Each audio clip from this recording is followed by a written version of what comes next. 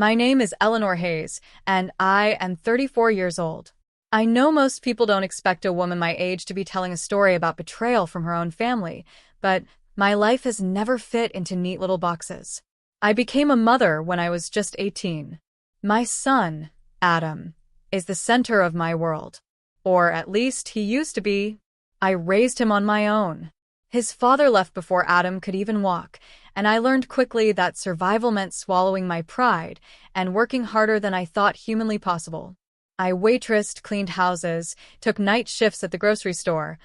Also, my son could have the things I never did. When Adam turned 12, I finally bought us a home. It wasn't much, a modest two-story house with creaky floors, peeling paint, and a yard that grew more weeds than grass. But it was ours. I remember standing in that empty living room, boxes stacked to the ceiling, Adam running from room to room yelling, "This one's mine, Mom. This is my room." The pride I felt that day still lingers in my chest like a heartbeat. That house became the anchor of our lives. Birthdays, Christmas mornings, scraped knees on the driveway, it all happened there. I fixed every broken faucet with my own two hands, painted the walls myself, even learned how to replace shingles after a storm ripped half the roof off. Every inch of that house held my sweat, my effort, my love. So when Adam grew up, went to college, and eventually got married, I imagined that house would remain a part of our story forever. Maybe I'd live there until I was old and gray. Maybe I'd pass it down to him and his children someday. But life, I've learned, doesn't follow the script we write for it. It started small, the way cracks in a foundation always do. Adam called one night, voice hesitant. "Mom, Ashley and we've been saving for a bigger place, but it's hard. Housing prices, you know? We were wondering if maybe we could move in with you for a while. Just until we get on our feet." I hesitated. The house was my sanctuary, my hard-earned prize. But how could I say no to my son?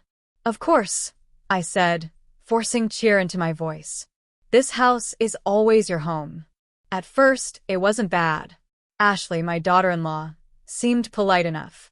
She was 28, pretty in that carefully curated way, long blonde hair, manicured nails, clothes that looked expensive even when casual.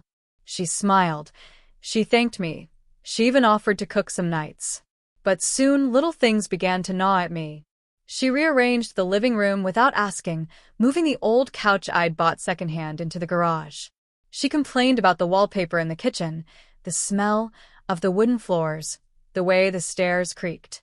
It was as if my home, the place I had built with every ounce of my strength, was suddenly beneath her standards. Adam didn't say much. He worked long hours, came home tired, and seemed content to let Ashley's opinions guide everything. Months turned into a year. Their boxes, once neatly stacked in the spare bedroom, spread like ivy into every corner of the house. My things, my books, my photos, my keepsakes, were shoved aside. I told myself it was temporary, that soon they'd buy their own place, and I'd have my space back. But instead, one evening, Ashley came to me with a smile so sweet it made my stomach twist. "Eleanor," she said, "Adam and I have been talking. This house, it's really too small for all of us. We've decided it would be better if we bought it from you. That way, you can move into something more manageable. Maybe a little apartment." I blinked at her, heart pounding. "Buy the house. Ashley, this is my home." Her smile didn't falter. "Yes, but it makes sense, doesn't it? We'll take care of it and you can use the money to start fresh. Apartments are easier at your age." My age. 34. Too young to be treated like a burden, too old to start over easily. I told her no. Firmly. The house wasn't for sale. Her eyes hardened. That was the first time I saw the edge beneath her charm. The weeks that followed were icy. Ashley stopped pretending to be kind. She made snide comments about my cooking, my cleaning, my clinginess. Adam, when confronted, only sighed. "Mom, can you just try to get along with her?" I wanted to scream. "I gave up everything for you, Adam. I built this home with my bare hands. How can you let her disrespect me like this?" But the words caught in my throat. Then came the breaking point. It was late one Friday night. I'd spent the day working extra hours at the diner, my feet aching, my body exhausted. When I got home, I found Ashley standing in the kitchen, arms crossed. "You'll sleep in the garage," she said flatly.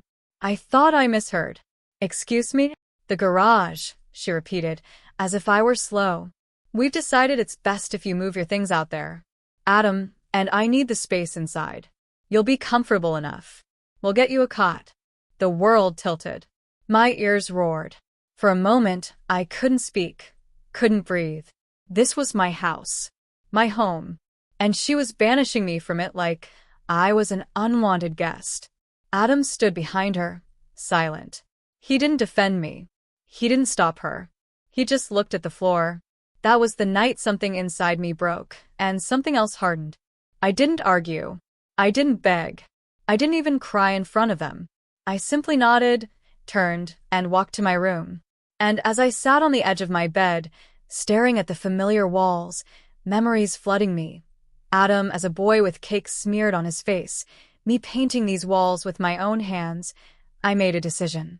If Ashley wanted me in the garage, then fine. She could have the garage. Because soon, she'd have nothing else. I was going to sell the whole house. The night Ashley told me I'd be sleeping in the garage, I didn't sleep at all. I sat on my bed in the room I had once called my sanctuary, staring at the ceiling until dawn painted the walls pale gray. My body ached from exhaustion, but my mind was sharp, alive with a new kind of fire. I had spent years bending myself into knots for Adam. I had worked shifts until my hands cracked, sacrificed birthdays, dated no one because every penny, every second, went to making sure he had a better life than I did. I built this house for him as much as I built it for me. And now, standing in my own kitchen, his wife had exiled me like an intruder. Something inside me shifted that night. It wasn't just hurt anymore, it was resolve. The next morning, I came into the kitchen where Ashley was sipping her oat milk latte, scrolling through her phone. She barely looked up. Adam was already gone for work. "Good morning," I said, my voice calm, steady. She arched an eyebrow. "Morning." I poured myself coffee, the kind I liked, cheap, bitter, the kind that reminded me of survival. For a moment, I just stood there, letting the silence press between us. Then I said softly, "I'll be moving my things soon. Don't worry about it." Ashley's lips curled into a satisfied smirk. She thought she had won.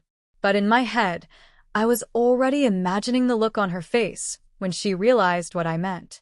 Over the next few weeks, I played my part.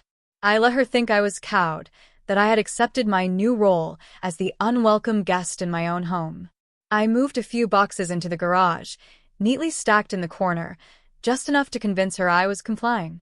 I endured her smug smiles, her offhand remarks about how much better the house feels now that we're making it ours. But what Ashley didn't notice was the quiet things I was doing in the background. I pulled out the old filing cabinet from the closet in my room, dusted off the folders labeled mortgage and deed, and studied every line of paperwork like a soldier studying a map before battle. My name was the only one on that deed. Every shingle on the roof, every crack in the foundation, it was mine. Not Adam's. Not Ashley's. Mine. The first step was simple. I called a realtor. Her name was Marjorie, a brisk woman in her 50s who had sold half the houses in our town. She came by one afternoon when Adam and Ashley were out. We walked through the rooms together, her heels clicking on the hardwood floors Ashley hated. "You've maintained this place well," Marjorie said, nodding approvingly. I laughed, though bitterness edged my voice. "I patched every leak myself. Fixed every broken window. This house has my blood in it." She glanced at me curiously but didn't pry. "If you're serious about selling, we could get a good price. The market's hot right now. Do you want me to run the numbers?" "Yes," I said firmly. "Run them. And keep this quiet." She smiled knowingly. "Of course." That night, Ashley cornered me in the kitchen again. "You should think about getting a space heater for the garage.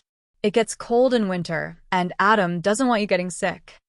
I stared at her for a long moment, biting back the laugh rising in my throat. "That's very thoughtful," I said. She blinked, caught off guard by my calmness. She didn't know I had just signed paperwork that would make her little empire crumble. But the hardest part wasn't Ashley, it was Adam. He came to me one Sunday afternoon while Ashley was out shopping. He stood in the doorway of my room, shifting awkwardly, hands stuffed in his pockets. "Mom," he said, "I know Ashley can be blunt, but she means well. She just wants us to have space. Don't take it personally." I looked at him, my son, the boy I had once rocked to sleep in this very house. His face was older now, lined with stress, but his eyes still had that softness I remembered. And it broke me. "Adam," I whispered, "do you hear yourself? She told me to sleep in the garage. The garage. And you stood there." He winced. I didn't know what to say.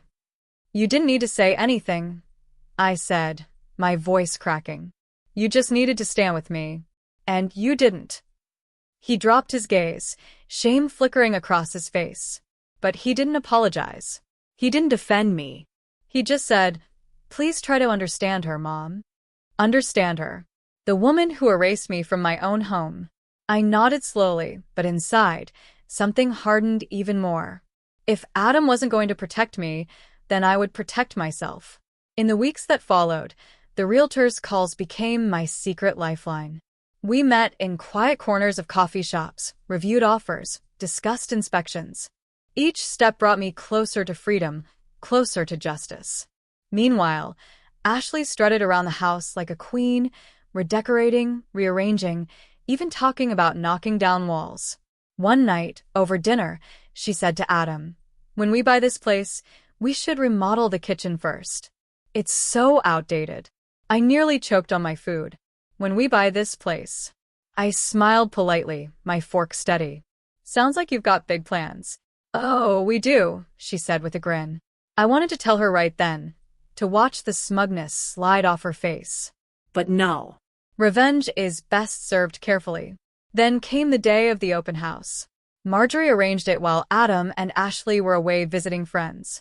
Strangers walked through the rooms, admiring the hardwood floors, the natural light, the cozy feel. I hovered in the background, silent but proud. They saw value here. They saw what Ashley never did. By the end of the day, 3 offers were on the table, all higher than I had dared hope. When I signed the contract a week later, I felt a weight lift off my chest. The house was sold. My house. Their house no longer. The closing date was set. And that's when the hardest part came, telling Adam. I waited until Ashley was out again.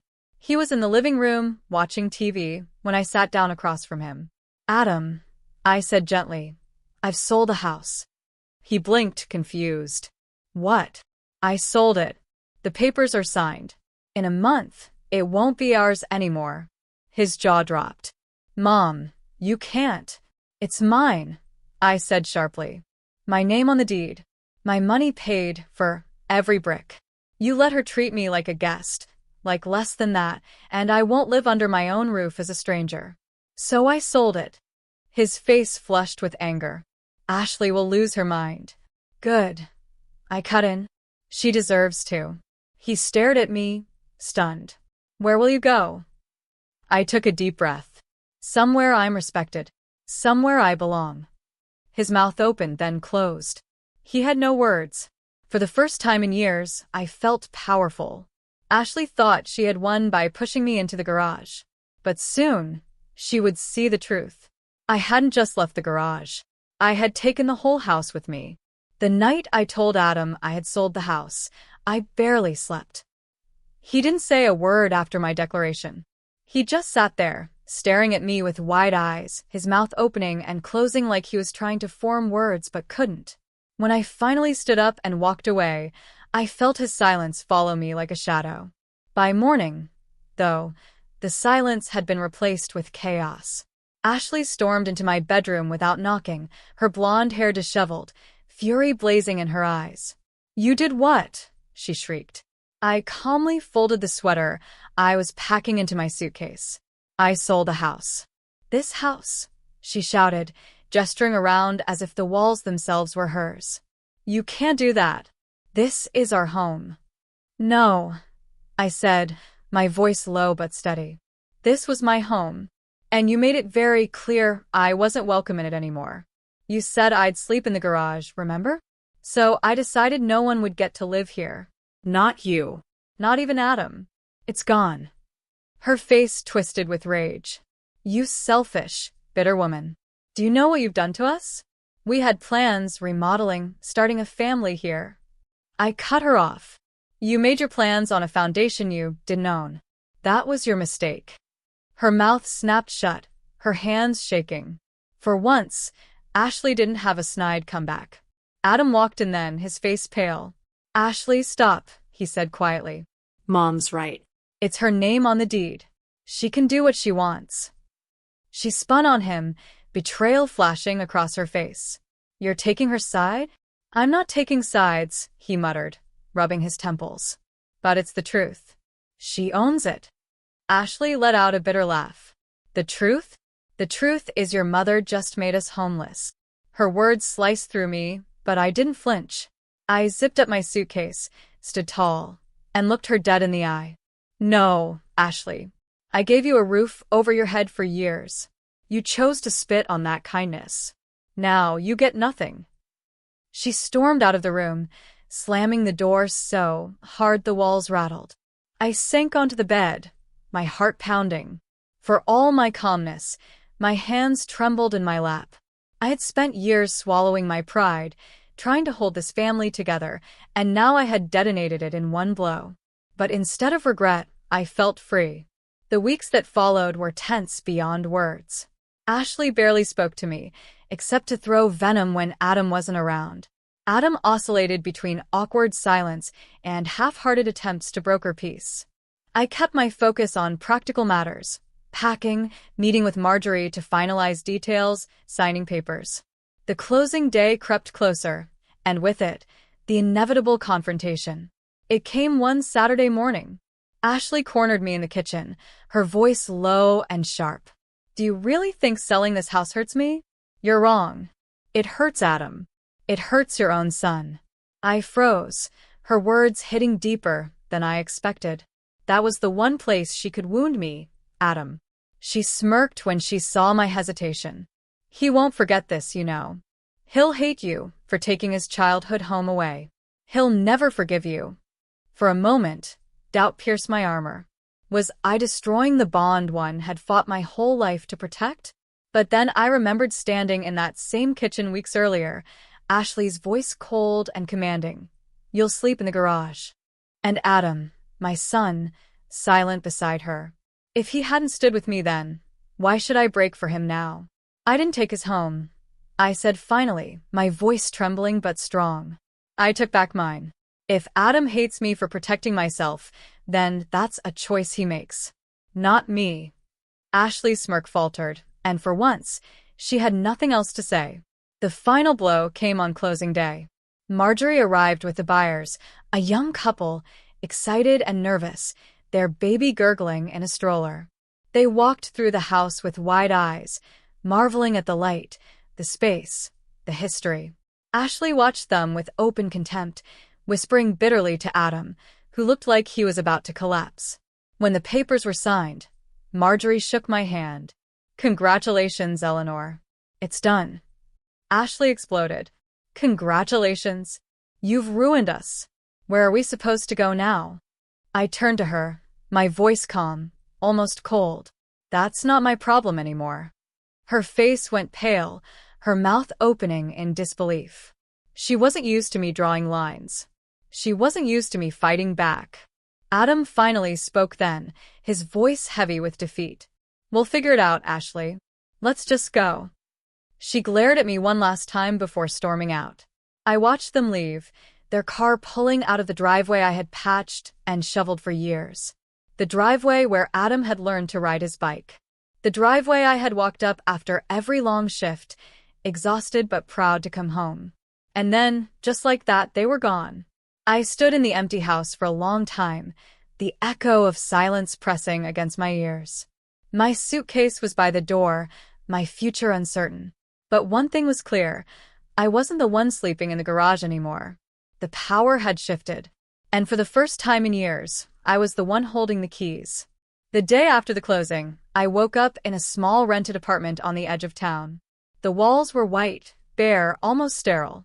The furniture was minimal, just a bed, a second-hand dresser, and a tiny kitchen table with two mismatched chairs. It was nothing compared to the home I had poured my life into, but it was mine. No one could shove me into a garage here. Still, as I sat at that little table drinking bitter coffee from a chipped mug, the silence pressed in. I had fought for my dignity, but the victory felt lonely. Adam hadn't called. Not a text, not a word. I stared at my phone for hours that first week, waiting for it to buzz. Each time it stayed silent, the ache in my chest grew heavier. I wanted him to call, to say he understood, to tell me he didn't blame me.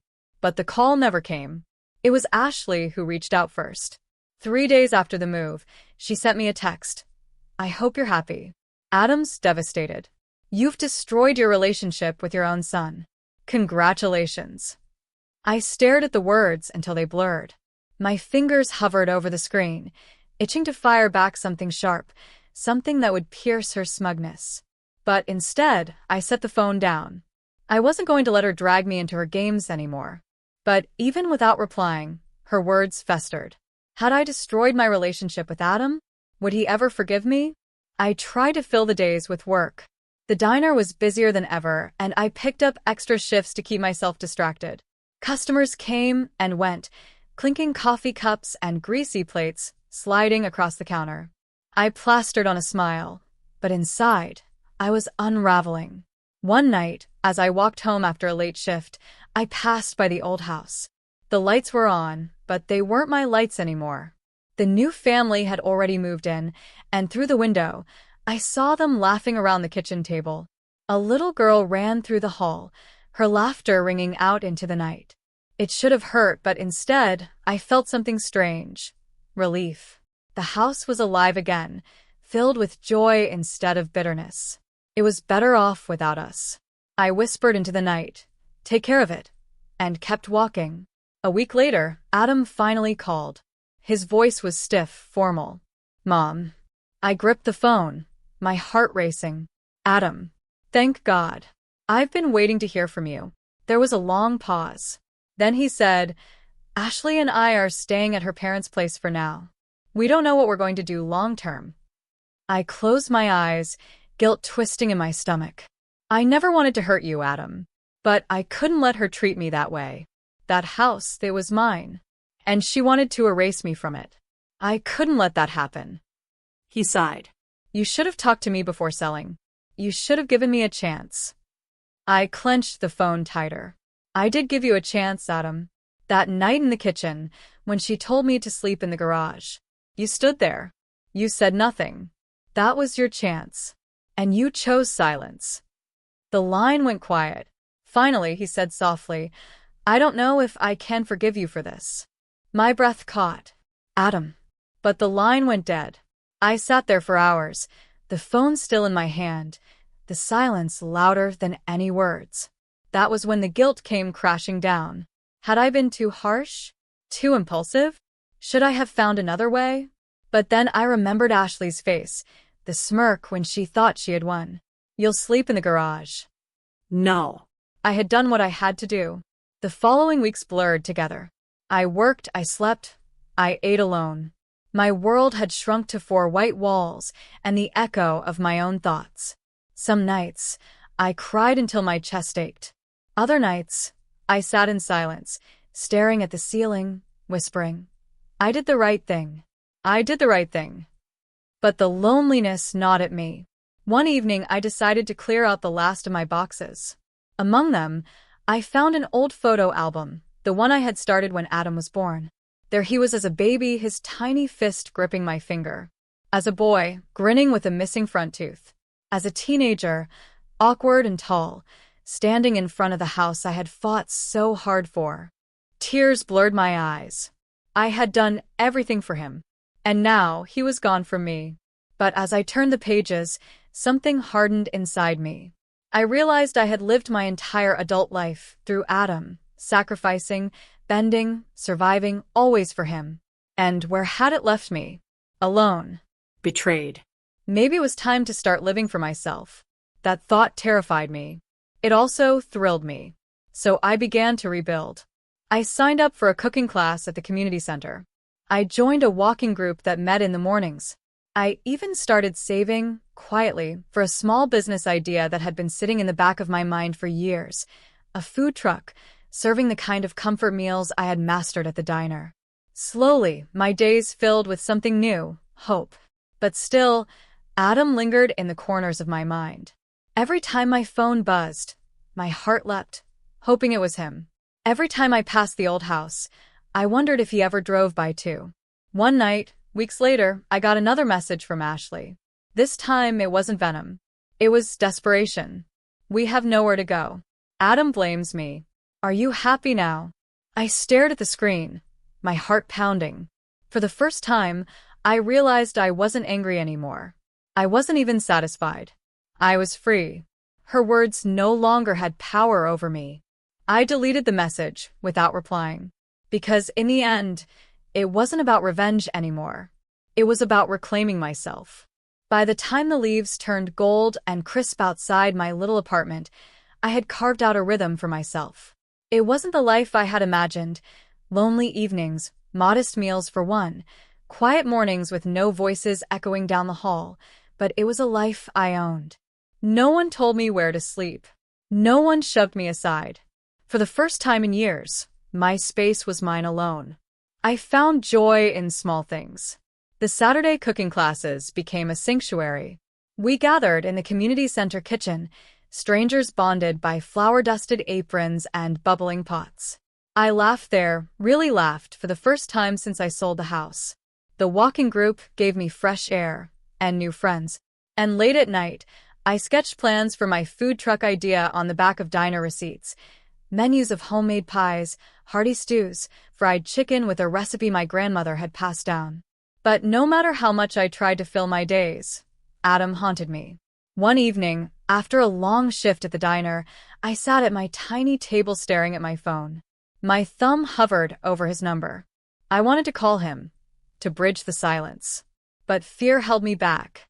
Fear that he wouldn't answer, or worse, that he would and I'd hear nothing but blame in his voice.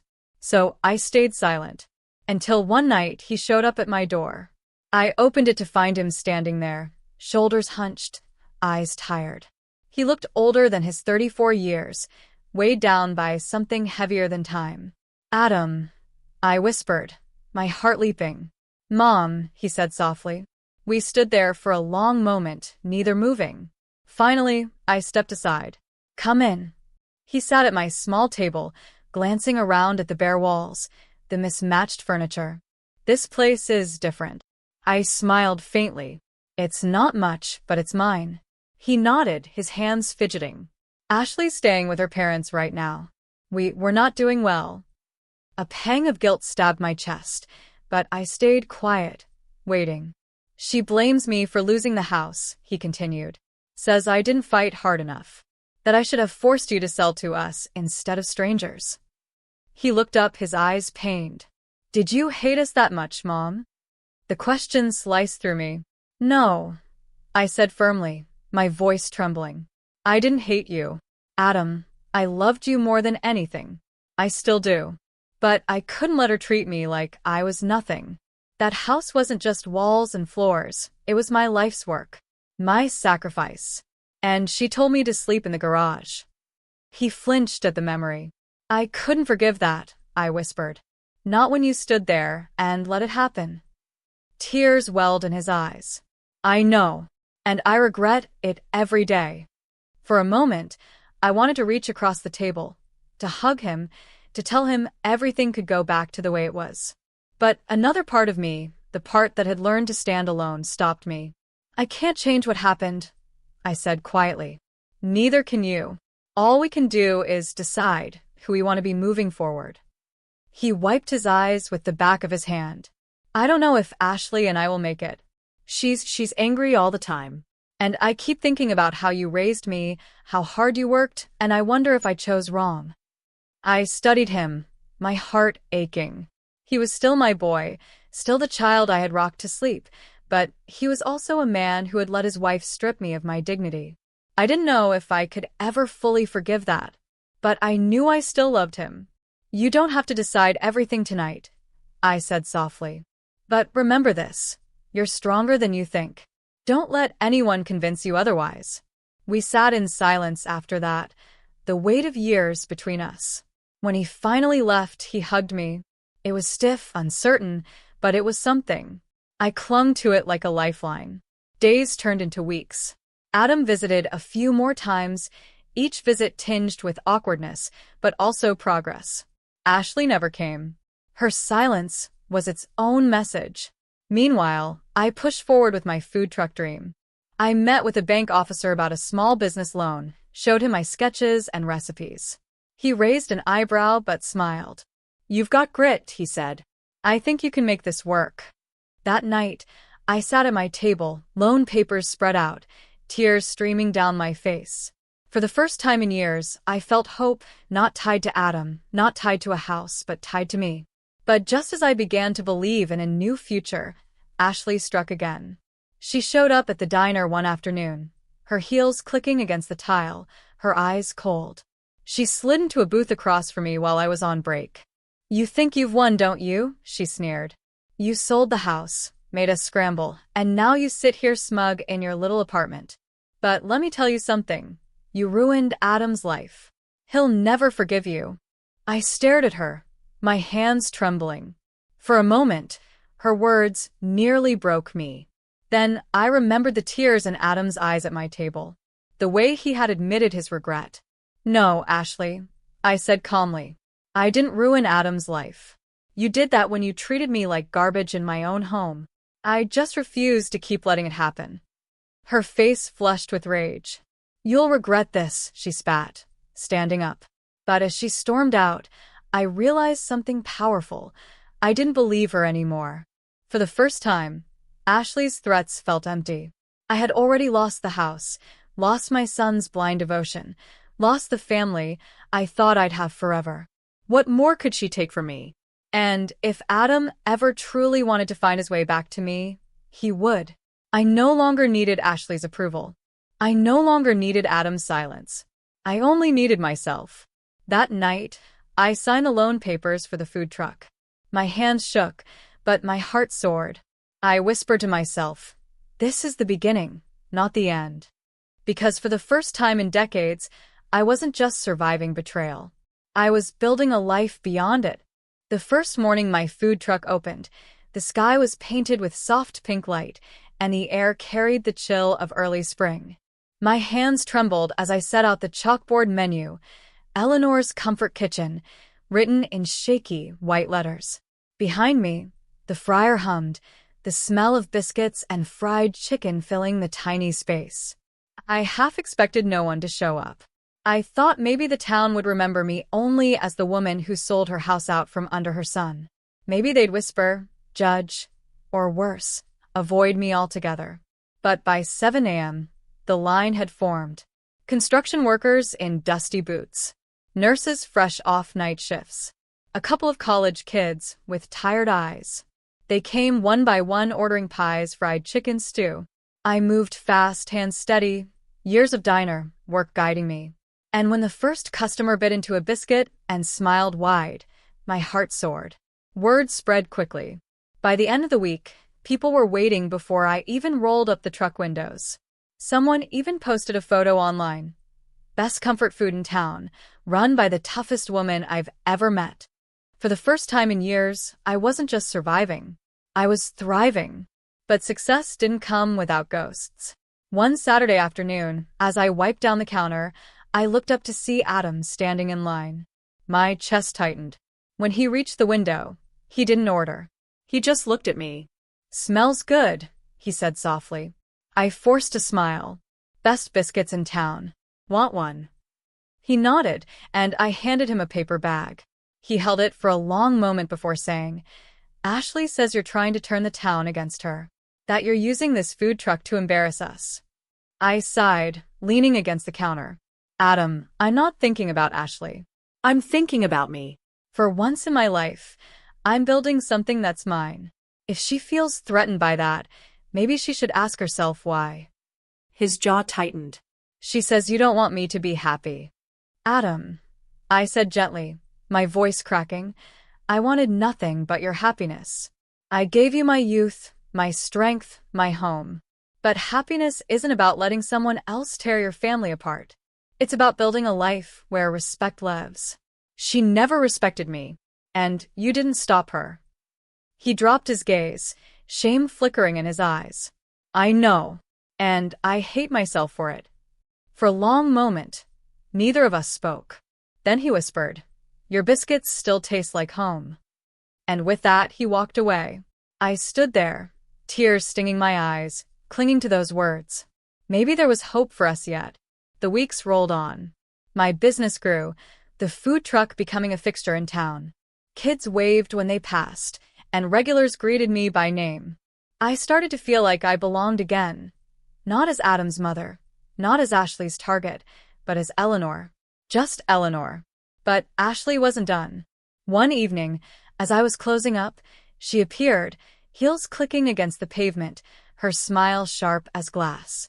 "Cute little business you've got," she said, eyeing the truck with disdain. "But don't get too comfortable. Adam's still my husband. You may have stolen his house, but you won't steal him from me." I crossed my arms. "I'm not trying to steal him. I'm trying to remind him of who he is. Maybe you should be worried that a plate of biscuits does more for him than your cruelty ever did."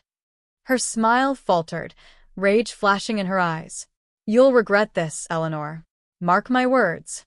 I stared her down, my voice steady. "I already regretted letting you into my home. I won't regret standing up to you now." She stormed off, her threats echoing in the night. But this time I didn't shake, because with every meal I served, with every smile from a stranger, I felt stronger. Ashley could scream, could threaten, could spin her lies. But she no longer had the power to cage me. The real test came a month later. Adam showed up again, this time without Ashley. He looked worn, like the life had been drained out of him. He ordered quietly, then lingered by the truck until the line was gone. Finally, he said, "We're separating." My heart twisted. "Adam." He shook his head. "Don't say you're happy. I know it hurts, but I can't live like that anymore. She hated you so much, Mom, and I let it poison everything." I leaned out the window, touching his hand gently. "I'm not happy you're hurting. I'm just glad you're finding your voice." He swallowed hard. "I don't deserve forgiveness." I looked at him, my son, my boy, the man I had raised. "Maybe not yet, but forgiveness isn't about deserving. It's about healing. And I want us to heal, Adam, if you're willing." Tears welled in his eyes as he nodded. For the first time in months, I felt hope. Later that night, after closing the truck, I sat on the curb, staring at the stars. The journey had been brutal. I had lost my home, my son's trust, the life I thought I was building. But in that wreckage, I had found something stronger, myself. Ashley had tried to bury me in the garage. Instead, I had risen higher than I ever imagined. And though Adam and I had a long road ahead, I knew one thing with certainty: I would never let anyone silence me again. Because dignity, once reclaimed, is a fortress no one can tear down. The night Adam told me he and Ashley were separating, I lay awake for hours. My emotions tangled into a storm: relief, sadness, guilt, hope. For years, I had begged for his protection, for his loyalty, only to be met with silence. And now, when the silence had cost us everything, he finally spoke. Part of me wanted to rush to his side, to fold him into my arms and tell him everything would be okay. But another part, the part of me that had finally learned to stand on my own, knew I couldn't rescue him this time. Adam had to walk his own road now, just as I had. The next morning, I unlocked the food truck, the early sun painting the horizon gold. Customers trickled in, familiar faces greeting me with warmth. As I handed out biscuits and steaming bowls of stew, I realized something. This truck, this little dream scribbled on diner receipts, had become more than a business. It was a community. A lifeline. Proof that I could build something out of nothing. And Adam noticed it too. He started stopping by more often, sometimes to eat, sometimes just to sit nearby while I worked. We didn't talk about Ashley, not at first. We just shared small moments, me handing him a biscuit, him helping me carry crates of potatoes, quiet laughter about old memories. The wall between us began to crack. One evening, after the rush died down, he lingered by the truck. "Mom," he said softly, "I don't know how to thank you. Not for the food or the truck, but for reminding me who I was before all this. I let Ashley change me. I let her make me small. You didn't." I leaned against the counter, my eyes stinging. "I almost did, Adam. For years, I let her words and yours make me question myself. But I realized something. No one can take your worth unless you hand it to them." He nodded slowly, his face heavy with regret. I wish I'd realized that sooner. I reached out, squeezing his hand. "We can't change the past, but we can decide what kind of people we'll be now." That night, for the first time in months, I slept without nightmares. Weeks turned into months. My truck flourished, lines stretching longer every morning. The bank called to discuss expanding another truck, maybe even a small diner of my own. I laughed at the idea, the kind of laugh that comes from disbelief, because it had all started from being told to sleep in a garage. And Adam? He was healing. Slowly, awkwardly, but healing. He filed for divorce, moved into a small apartment of his own, started focusing on his career again. Sometimes, he looked weary, beaten down by what he had lost. But when he came by my truck and watched customers smile at me, I could see pride flicker in his eyes. Then came the day that felt like a circle closing. I was packing up after a long shift when Adam walked up with a bouquet of wildflowers in his hand. He looked nervous, like a boy again, shuffling his feet. "These are for you," he said, thrusting them awkwardly toward me. I took them, tears springing to my eyes. "What's this for?" He swallowed hard. "For everything. For raising me. For fighting for yourself. For not giving up on me, even when I didn't deserve it." I pressed the flowers to my chest, my throat thick with emotion. "Adam." "I'm sorry, Mom," he whispered. "For the silence. For standing there when she told you to sleep in the garage. For letting her make you feel small. I should have protected you. I didn't, and I'll carry that regret forever." The tears spilled over then, hot and unrelenting. I reached across the counter, pulling him into a hug.